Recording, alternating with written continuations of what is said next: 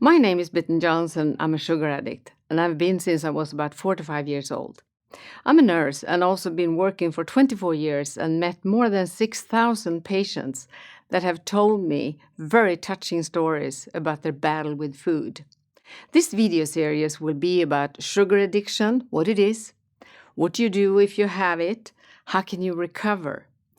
And in this first video, we will be talking about what is sugar addiction.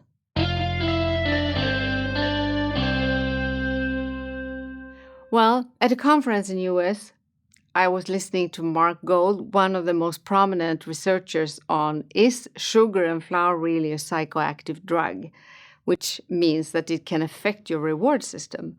And he said, if it walks like a duck and it quacks like a duck, it is probably a duck. Every day, I get 2 or 3 emails from people that tell me that, can you please help me? I'm eating myself to death. I can't stop. I know I shouldn't eat these things, but I can't stop. What's wrong with me? Am I crazy? Why am I such an unnormal, bad character person? Well, if this happens to be you, you're not, I promise you. For many years, I could wake up in the morning and feeling really tired, restless, listless, and down, and I didn't understand why. Many years later, when I had the knowledge and the research backing that up, I understood that it was the morning after an evening when I had binged on sugar and flour, on the carbs. So sugar addiction is real. It is not something that you imagine. And if you have a loss of control over certain foods, that is a really big problem and it can affect your life tremendously. And if you look at the reward system, when we feel happy, when we might get a new job, have you ever been in love? You know that is a very potent feeling and you feel really perked up, you feel happy, you feel joyous, you're not really tired, you don't have a lot of pain and aches. And I'm telling you, when that happens to you, your brain is flooded with dopamine and endorphins, a lot of neurotransmitters in your brain. And this is what we mean when we talk about a psychoactive drug. Something that is psychoactive has the power to change your neurotransmitters in your brain. And who could believe that sugar could do that? Well, we thought about it for many years. We saw people acting in that way. I've never met a person that will hide, sneak, lie, and steal fish, boiled cod, cucumber. Can you imagine that? You start laughing when you think about it. But people are doing that with sugary stuff, with chocolate, with ice cream, with cakes, cookies. You hide the wrapper in the garbage can. You don't want anyone to see what you were really eating. And, it's food. You should be able to handle food, shouldn't you? Well, if you look back more than 60 years, the kind of stuff that's in the food today was not there. It wasn't so much processed foods. It wasn't added sugar and everything. I used to ask people that are my age, around 60, and I said, when you were a kid, did you have a jar of sugar in your house? And they all said, yeah, we did. But do you have it now? Does young people have a jar with sugar in their house in the kitchen cabinet? No, they don't.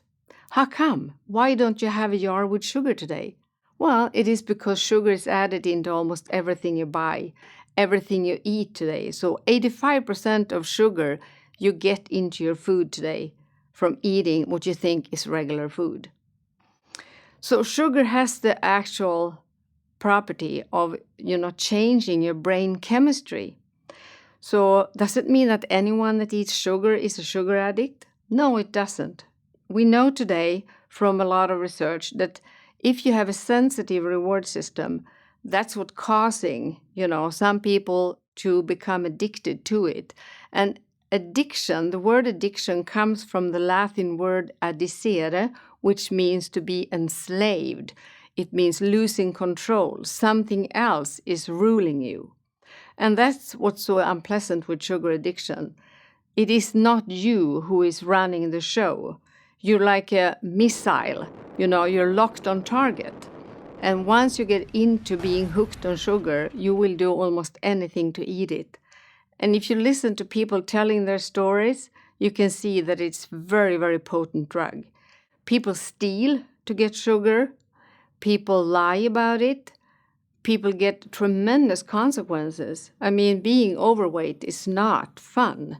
It's very painful. It's very unhealthy. And still, people want to lose weight, but they still keep eating and gaining weight. So the outcome is not what you want it to be.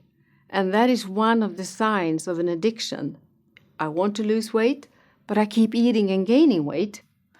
And then something is very wrong. You're not a bad person, believe me. You're not psychologically sick.